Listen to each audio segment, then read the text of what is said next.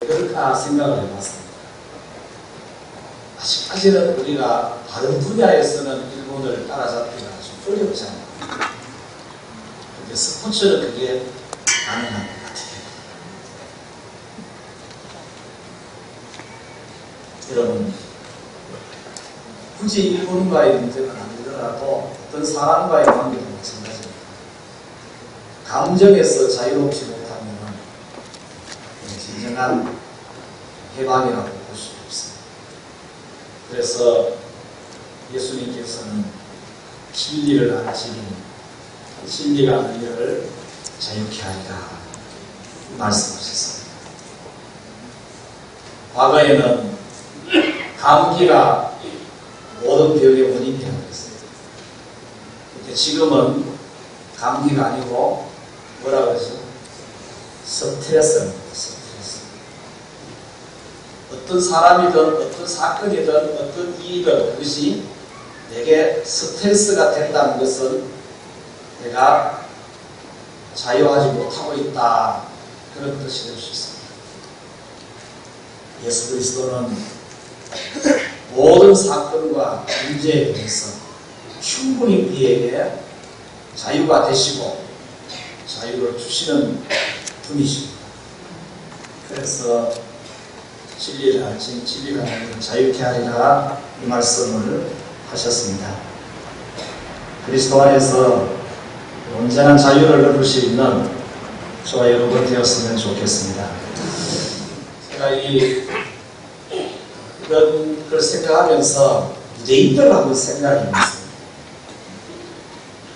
히브리인으로 430년간 애굽에 종살이 했습니다. 그 히브리 민족은 그 애굽에 대해서 어떤 감정이 있을까? 그리고 남유다가 바벨론에게 70년 포로 생활했습니다. 물론 지금은 바벨론이라는 국가는 없습니다만 그 뿌리를 후손들을 야크, 이란 이런 사람들 보세요. 그들에 대한 감정은 독특고 2차 세계대전 때에 히틀러에 의해서 600만 명이 유대인들이 죽었습니다. 그 히틀러와 독일에 대한 유대인들의 감정은 어떨까 이런 생각을 한번 본 적이 있습니다. 그들이나 우리나 분명히 이런 감정적인 어떤 분노에 아직도 우리가 자유롭지 못한 그런 부분이 분명히 있습니다. 이런 것조차도 예수 그리스도 안에서 온전한 자유를 누릴 수 있어야 되겠습니다. 이 예레미야 예가는 이 남유다의 예루살렘 성이 바빌론에 의해서 함락이 되고 성전이 불에 타게 되고 많은 사람이 죽고 또 많은 사람이 포로로 잡혀가는 이런 광경들을 직접 현장에서 목격을 하면서 지은 그 선지자의 5편의 예가입니다. 슬픈 노래입니다. 예루살렘 성을 시온성이라고 해요. 하나님의 도성이라는 의미입니다. 성전은 하나님의 집입니다. 하나님의 성, 하나님의 집인 이 성전이 사람에 의해서 무너지고 빼앗기고 불탈 수 있느냐? 없습니다. 왜냐하면 하나님이 지키시는 성이고 하나님이 임재하시는 성전이면 어떻게 사람에 의해서 빼앗기고 무너지고 불탈 수가 있겠어요? 여호와께서 집을 세우지 아니하시면 세우는 자의 수고가 헛되고 여호와께서 성을 지키지 아니하시면 다스꾼에 뛰어 있으니 헛되다 그랬습니다. 여호와께서 세우시고 여호와께서 지키시고 여호와께서 임재해 계시는 성전이면 감히 누가 어떤 나라가 침범할 수 있겠어요? 절대 그럴 수 없는 성이 다른 나라의 어떤 성이고 다른 나라의 신전 같으면 얼마든지 그것은 가능한데 여호와께서 계시는 성이고 여호와께서 계시는 집은 사람에 의해서 무너지고 빼앗길 수 있는 그런 성은 아니에요. 그런데 성경의 역사에서 성전이 3번이나 무너집니다. 첫째는 솔로몬 성전입니다. 오늘 이 예레미야 예가의 배경은 바로 솔로몬 성전의 무너짐이죠. BC 606년, 587년, 597년 해서 3차에 걸쳐서 공격을 받고 부분적으로 빼앗기고 하다가 마지막 BC 587년에 완전히 무너지고 불타게 됩니다. 두 번째 성이 무너지고 성전이 불탄 것은 AD 70년입니다. 로마에 의해서 무너지고 불탈 때에 예수님께서 이렇게 말씀하셨어요. 예수님 계실 때보다도 한 40년 이후에 일어날 일이잖아요. 돌 하나도 돌 위에 남지 아니할 정도로 완벽하게 무너지게 될 것을 말씀하셨고 실제로 그렇게 되었습니다. 하나님의 성, 하나님의 성전이 무너지고 불탄다라는 것은 하나님이 허락하셔야만 그게 가능합니다. 하나님의 허락 없이는 하나님의 도성이 함락되고 하나님의 성전이 절대 불탈 수가 없습니다. 그래서 이 부분에 대해서 4장 11절을 보시면은 이렇게 표현했습니다. 4장 11절입니다. 우리 같이 한번 읽도록 하겠습니다. 여호와께서 그의 분을 내시며 그의 맹렬한 진노를 쏟으시며 시온에 불을 지르사 그 풀을 사르셨도다. 누가 그러셨다고요? 여호와께서 그의 분을 내시고 그의 맹렬한 진노를 쏟으심의 결과가 시온이 불이 타고 그 터가 사라졌다. 이렇게 말씀합니다. 하나님의 성이 무너지고 성전이 불타는 것은 바벨론이 함락해서 그렇고 로마가 무너뜨려서 그런 것이 아니다. 여호와께서 그렇게 하십니다. 여호와께서 그의 분을 예루살렘에 쏟으시고 여호와께서 맹렬한 진노를 그 성전에 쏟으신 것이다.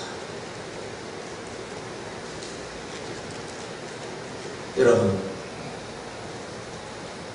앞에서 말씀드렸다시피 하나님의 도성, 하나님의 성전은 사람이 마음대로 드나들고 마음대로 짓밟을 수 있는 것이 아니에요. 그래서 12절에 보시면 4장 12절입니다. 이 예루살렘 성문이 이방인들에 의해서 밟히게 되고 무너지는 것이 되고 그걸 보면서 천하 사람들이 놀라는 내용이에요. 12절 한번 읽습니다. 대적과 원수가 예루살렘 성문으로 들어갈 줄은 세상의 모든 왕들과 천하 모든 백성이 믿지 못하였었도다. 절대 그럴 수 없는 성인데 그런데 무너지고 그런데 짓밟히고 그런데 불타더랍니다. 그걸 보고 세상의 사람들이 깜짝 놀란다. 그런 뜻입니다. 왜 하나님께서는 이방인들에게 성문으로 들어가도록 성을 함락하고 성전을 무너뜨리도록 허락하셨는가? 그 원인을 13절에서 말씀합니다. 13절 읽습니다. 그의 선지자들의 죄들과 제사장들의 죄악들 때문이니 그들이 성읍 안에서 의인들의 피를 흘렸다. 자, 그러면 여러분,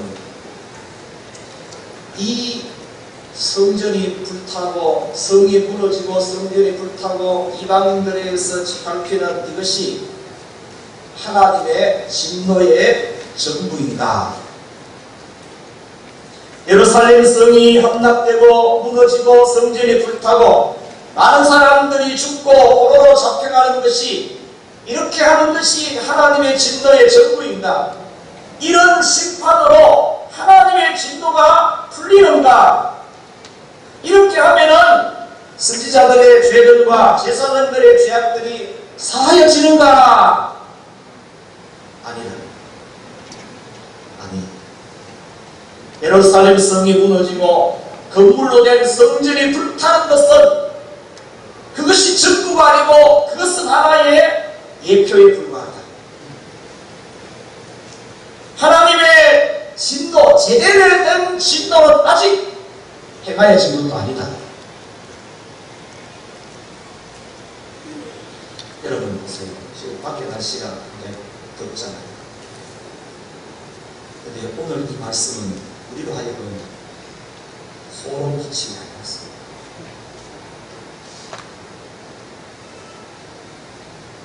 왜 그러냐? 세상은요, 하나님의 제대로 된 진노를 감당할 수 없습니다. 세상에는 하나님의 진노를 제대로 감당할 수 있는 나라도 없고 사람도 없어요. 그래서 하나님은 자신의 진노를 다 쏟아부을 수 있는 한 사람을 하나님이 준비하셨어요. 여러분 오늘 3장 1절에 보시면 이렇게 시작해요. 여호와의 분노에 매로 말미암아 고난 당한 자는 나로다. 여호와의 분노에 매로 말미암아 고난 당한 자는 나로다. 여기 나라는 것은 1차적으로는 예레미야지만은 그러나 예레미야가 전부가 아니고 실제로는 하나님이 준비하신 한 사람이에요. 하나님이 준비하신 한 사람. 그래서 앞에 제가 솔로몬의 성전의 무너짐 그리고 헤롯시대 때 지어진 성전이 로마에서 무너진 두 번 이야기했어요. 마지막 하나 남았지 하나. 마지막으로 무너지는 성전은 건물이 아닙니다. 몸이에요. 몸. 한 사람, 한 사람. 그래서 하나님께서 한 몸을 예비하셨다. 히브리서 10장 5절에 보면은 오직 따라하시다. 오직 나를 위하여 한 몸을 예비하셨도다. 그 하나님이 오직 자신을 위해서 한 몸을 예비하셨는데 왜 그 한 몸을 예비하셨느냐? 하나님의 맹렬한 진노를 쏟아부을 수 있는 유일한 몸으로 하나님이 한 몸을 준비하셨습니다. 그 한 몸, 하나님이 예비하신 한 사람, 하나님이 예비하셨다. 그러면 우리가 생각나는 산이 있고 생각나는 사람이죠. 모리아산, 여호와 이레. 하나님이 한 제물을 준비하셨습니다. 요한복음 2장에서 예수님이 이렇게 말씀하셨습니다. 너희가 이 성전을 헐라 내가 사흘 동안에 일으키리라. 너희가 이 성전을 헐라 내가 사흘 동안에 일으키리라. 요 부분에 대한 해석을 그 뒤에 이렇게 하겠습니다. 예수는 성전된 자기 육체를 가리켜 말씀하신 것이라. 마지막으로 무너지는 성전은 참된 성전이 되시는 예수 그리스도입니다. 그래서 너희가 이 성전을 헐라 내가 사흘 동안에 일으키리라. 그렇다면 성전이신 예수님은 누구에 의해서 어디에서 어떻게 무너지느냐? 오늘 우리가 읽는 이 본문은 참된 성전이신 예수님이 당하는 고난입니다. 여호와의 분노에 매로 말미암아 고난당한 자는 나로다. 우리 개정은 물론 이걸 읽어볼수록 충분히 좀 느끼지만은 다른 시우말 성경이나 현대에서 다른 성경 읽으면 이보다 좀 더 와닿아요. 그 표현 자체가 우리 좀 이해할 수 있도록 되어 있기 때문에 예수님이 십자가 위에서 죽으신 것은 빌라도의 칼과 힘에 의해서 로마의 힘에 의해서 죽으신 것이 아니잖아요. 힘이 없어서 유대인들에게 잡히고 힘이 없어서 빌라도에게 의해서 십자가에서 죽으신 것이 아니 예수님이 당하신 모든 고난은 아버지의 뜻 안에 있었어요. 아버지의 뜻. 내 뜻대로 마옵시고 아버지의 뜻대로 하옵소서 솔로몬 성전의 무너짐도, 헤롯 시대 때 지었던 성전의 무너짐도 사람의 힘에 의해서 무너진 것이 아니고 하나님의 뜻에 의해서 무너진, 하나님의 진노라. 예수님은 하나님에 의해서 십자가에서 머리에 가시에 찔리고 손과 발에 못에 찔리고 허리에 창에 찔리고 피 흘려 죽으심으로 그 성전된 육체가 흘리십니다. 너희가 이 성전을 헐라, 그렇게 말씀합니다. 여러분, 그것은 너희가 이 성전을 헐라, 예수님이 허락하신 거죠. 하나님의 허락하신 거죠. 이 부분을 이사야서 53장에서는 그는 멸시를 받아 사람들에게 버림을 받았으며 간고를 많이 겪었으며 질보를 아는 자라 마치 사람들이 그에게서 얼굴을 가린 것 같이 멸시를 당하였고 우리도 그를 귀히 여기지 아니하였도다. 이렇게 말했습니다. 예수님의 고난은 하나님 편에서는 죄악에 대한 분노의 뇌입니다. 분노의 뇌. 냉정한 진노의 심판이 하나님 편에서. 그래서 엘리 라마 sabachthani, 나의 하나님 나의 하나님 어찌하여 나를 부르시나이까 그렇게 울부짖어도 하나님이 외면하십니다. 여러분, 그리스도의 순환이라는 영화에 보면은 예수님이 십자가 위에서 마지막 숨을 딱 거두실 때에 물방울이 하나 떨어지잖아요. 그 눈물이 아버지의 눈물이죠.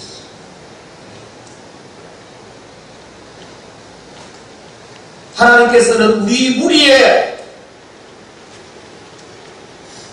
무리의 죄악에 대한 진노를 우리에게 쏟아붓지 않으시고 아들 예수에게 쏟아붓으십니다. 그게 하나님의 공의예요. 하나님의 공의는 죄악에 대하여서 진노를 바라셔야 하나님의 공의입니다. 그것을 예수님이 온 몸과 영으로 그걸 다 받으시는 거예요. 그렇게 함으로 하나님을 시원하게 드리는데 하나님의 공의를 이루시는 거죠.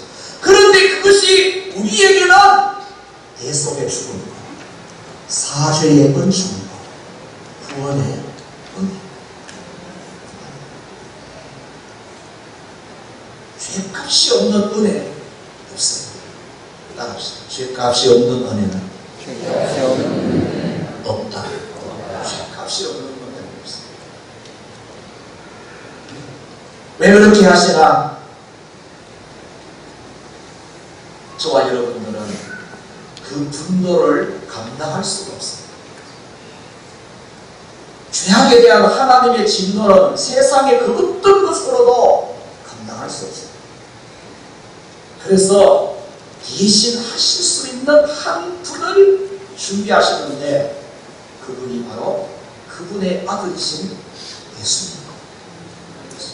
그가 찔림은 우리의 허물 때문이요, 그가 상함은 우리의 죄악 때문이라. 그가 징계를 받음으로 우리는 평화를 누리고 그가 채찍에 맞음으로 우리는 나음을 받았도다. 그런데 여러분, 이 엄청난, 여러분 보세요. 하나님의 성이 불탔다, 성이 무너졌다, 성전이 불탔다. 그것이 유대인들에게는 엄청난 사건인 거예요. 그것이. 그 엄청난 일, 그게 엄청나게 안 나오면은 하나님의 아들이 사람들에 의해서 죽었다. 사람들에 의해 죽은 것이 아니지만 사람들의 죄악 때문에 하나님의 진노에 의해서 십자가에서 모든 벌을 다 받았다. 그게 얼마나 엄청난 일이에요. 근데 그 모든 죄악, 그렇게 하나님의 맹렬한 진노를 쏟아부을 수밖에 없는 그 원인을 이 말씀에서, 예가에서는 누구의 죄로 받느냐? 여러분 4장 아까 13절 우리가 읽었어요. 4장 13절. 지도자입니다. 이 큰 죄악의 죽음으로 누구를 가리키느냐? 지도자입니다. 정치 지도자, 종교 지도자, 사회 지도자입니다. 지도자들 중에서도 특히 더럽고 악하고 음란한 지도자가 종교 지도자입니다. 후광국이 망하는 죽음의 죄악의 죽음이 미가스 3장 11절 12절에서 이렇게 말씀합니다. 시온을 피로 예루살렘을 죄악으로 건축하는도다. 그들의 우두머리들은 정치 지도자입니다. 뇌물을 위하여 재판하며 그들의 제사장은 상을 위하여 교훈하며 그들의 선지자는 돈을 위하여 점을 치면서도 하나님을 의뢰하여 이르기를 여호와께서 우리 중에 계시지 아니하냐 재앙이 우리에게 임하지 아니하리라 하는도다. 이러므로 너희로 말미암아 너희가 우두머리고 제사장이고 선지자들아 너희로 말미암아 시온은 갈아 엎은 밭이 되고 예루살렘은 무더기가 되고 성전에 사는 숯불의 높은 곳이 되리라. 남유다가 망하는 죄악의 죽음도 13절에서 4장 13절에서 종교 지도자들이 말씀을 드렸죠. 선지자들의 죄들과 제사장의 죄악들 때문이니 그들이 서거관에서 거인들의 피를 흘렸도다 이렇게 지적을 했어요. 예수님 시대 때에 화 있을진저 화 있을진저 화 있을진저 7번 이야기했어요. 그 대상이 누구냐? 서기관과 바리새인들이었어요. 이렇게 말씀드리면 여러분들은 저만 모르겠죠. 종교 지도자. 그런데 베드로전서 2장 9절에서 이렇게 말씀하셨어요. 따라합시다. 왕 같은 제사장. 왕은 정치 지도자, 제사장은 종교 지도자. 오늘 이 시대에 목회자를 비롯한 모든 그리스도인들은 다 지도자입니다. 왕 같은 제사장입니다. 지도자.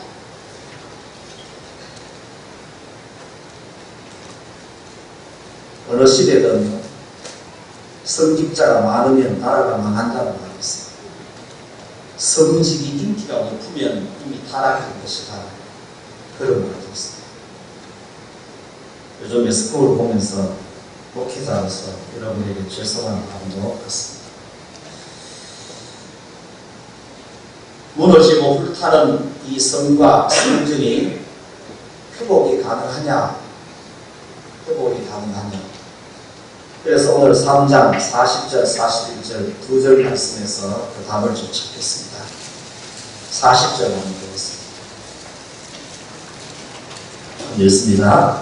우리가 스스로 우리의 행위들을 조사하고 여호와께로 돌아가자. 다시 읽습니다. 우리가 스스로 우리의 행위들을 조사하고 여호와께로 돌아가자. 우리 행위를 조사하라. 근데 이 행위는요, 우리가 쉽게 생각하는 그런 겉으로 드러나는 행위에다가 초점을 맞추는 것도 포함되지만 그게 전부가 아닙니다. 우리가 어떤 존재인지를 알아야 우리가 어떤 존재인지. 내가 어떤 존재냐? 저와 여러분들이 어떤 존재냐? 어떤 존재입니까? 우리에게 쏟아부어져야 될 분노의 매, 우리에게 쏟아부어져야 할 그 맹렬한 진노가 원래는 그것이 우리에게 와야 되는데 우리를 대신해서 하나님이 예비하신 한 사람에게로 하나님이 세우셨습니다. 이걸 보면서 우리는 십자가를 바라보고 예수 그리스도를 바라보면서 하나님의 모든 진노의 대상이 나다 이렇게 봐요. 그것을 어디서 깨닫느냐? 이 하나님 말씀 앞에서만 알 수 있어요. 내가 하나님의 맹렬한 분노의 대상이 뭘 아는 것이죠. 하나님의 진노의 원인이 나의 죄, 나의 죄악 때문임을 아는 것. 내 존재가 어떤 존재인지를 아는 것.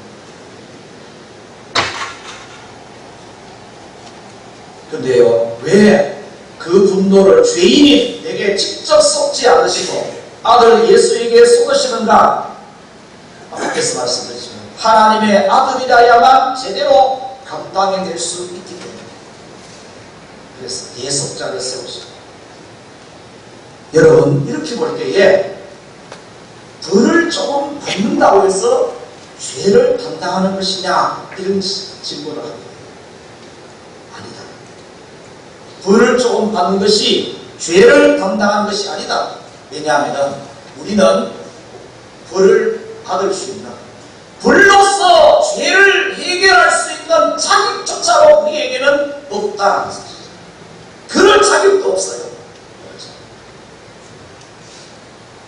그래서 지옥의 고통이 왜 영원합니까?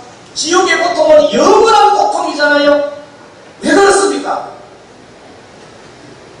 우리 죄가 그 정도로 크고 무서운 죄가 있습니다. 우리는 어떤 것으로도, 벌받는 것으로도, 선을 해가는 것으로도 그 죄를 담당하고 해결할 수 있는 길이 우리에게 없을 정도로 크고 놀라운 죄가 우리가 저지를 죄예요.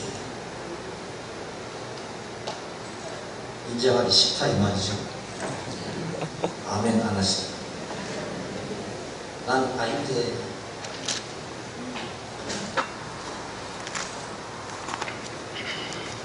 여러분, 지옥 갈 죄는 회초리 몇 대 맞았다고 끝날 그런 죄가 아닙니다. 아들 예수에게 분노와 진노를 쏟으신 것은 아들 예수만 감당할 수 있기 때문에, 그래서 우리에게 있어서 앞으로 가게 될 천국의 삶은 왜 영원한 천국이냐? 그것은요, 그 아들이 담당한, 그렇게 해서 베푼 그 은혜의 혜택, 구원이라는 것이 그만큼 크고 놀라운 것입니다. 그래서 그 은혜 때문에 천국에서 영원한 생명을 누리는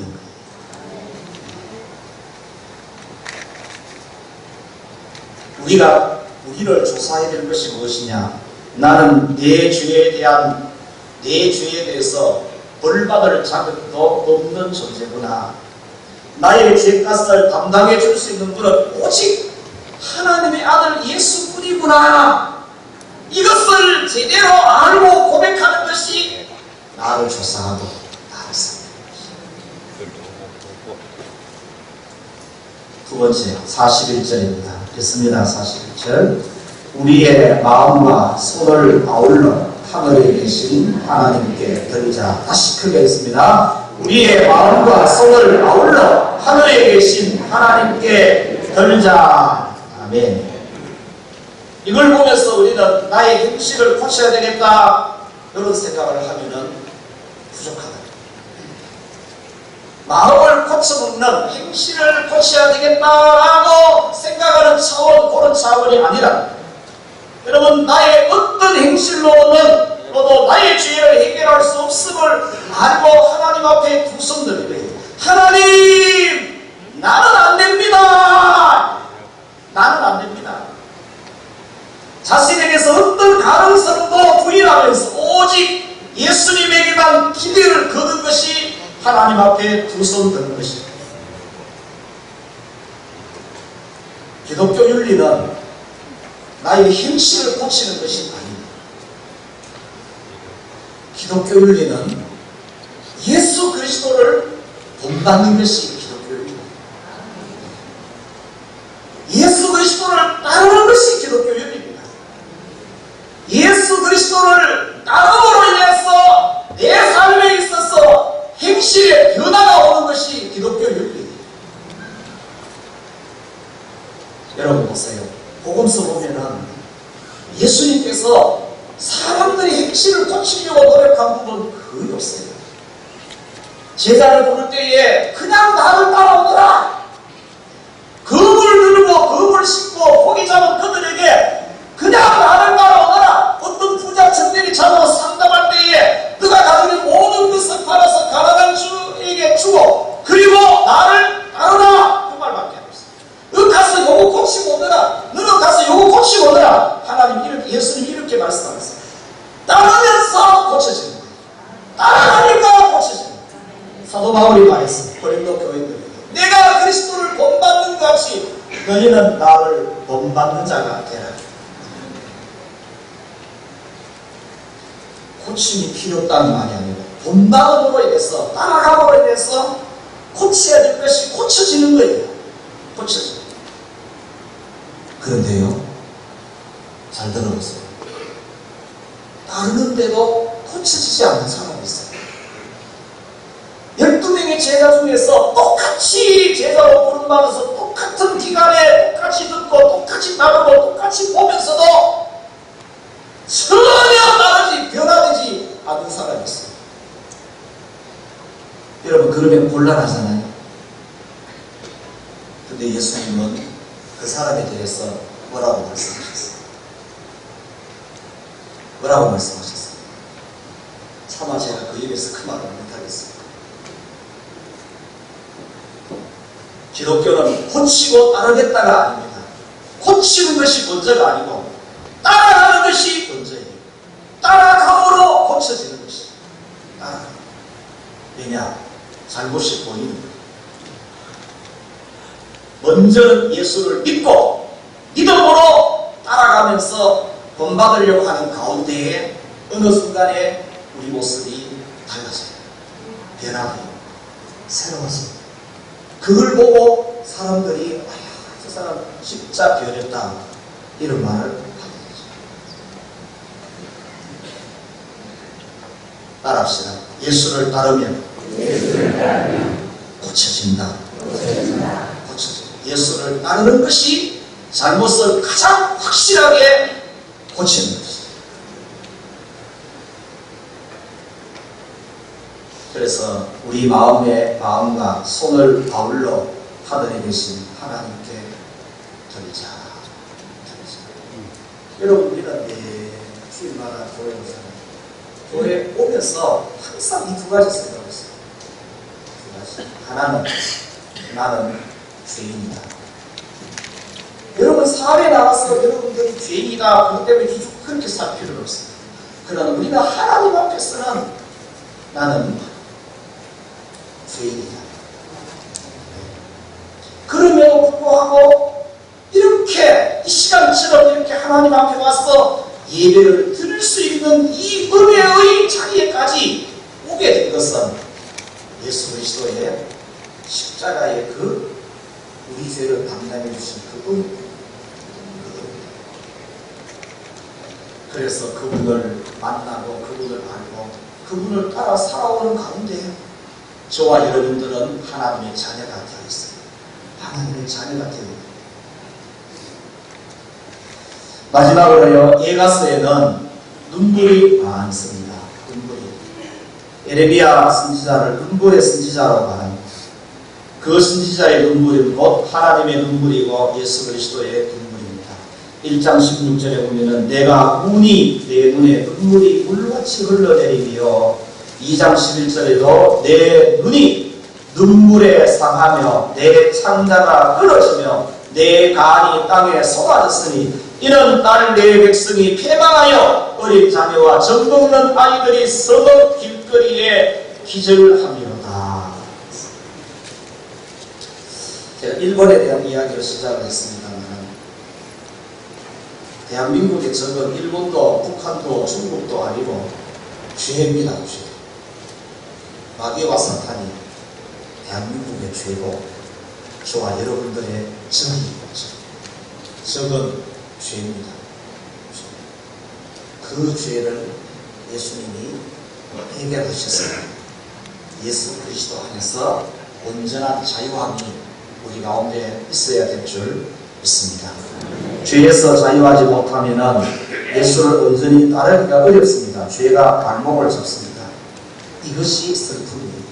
이것이. 그리스도인들의 슬픔은 그리스도를 온전히 따르지 못함에 있습니다. 찬송가 560장 가사 1절에 주의 발자취를 따르니 어찌 즐거운 일 아닌가. 우리 그럴 때 많이 불러듣습니다. 주의 발자취를 따르니 어찌 즐거운 일이 아닌가, 기쁜 일이 아닌가. 따라다 보니까 어느 순간 우리가 이렇게 달라져 있고 새로워져 있고 변화되어 있고 그래서 주님 없이 살 수 없습니다. 그렇게 그래야 합니다. 그래서 교회도 볼 때는 내가 죄인임을 인정을 하면서 하나님 앞에 제대로 두 손 들어요. 두 손을 제대로 들어요.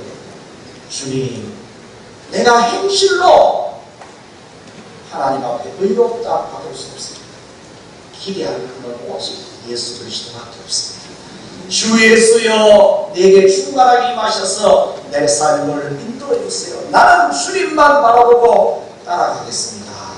그러면서 교회 문을 맞서서 또 주님 바라보며 살아야 돼요. 그렇게 살아가는 저와 여러분 되십시다. 너희로 저희 착한 행실을 보고 주님을 따르는 그 삶이 하나님 보시기에 착한 행실. 사회윤리로 왔을 때 흠이 부족하고 있지만 분명히 있어요. 그러나 주님 따르는 그 행실이 착한 행실로 그것이 우리의 부족한 부분들을 바꾸고 변화시키고 치유하시는 일은 하나님의 은혜로 하실 것입니다. 이런 믿음의 삶이 되시길 주의 이름으로 축복합니다. 하나님 우리 아버지 감사합니다.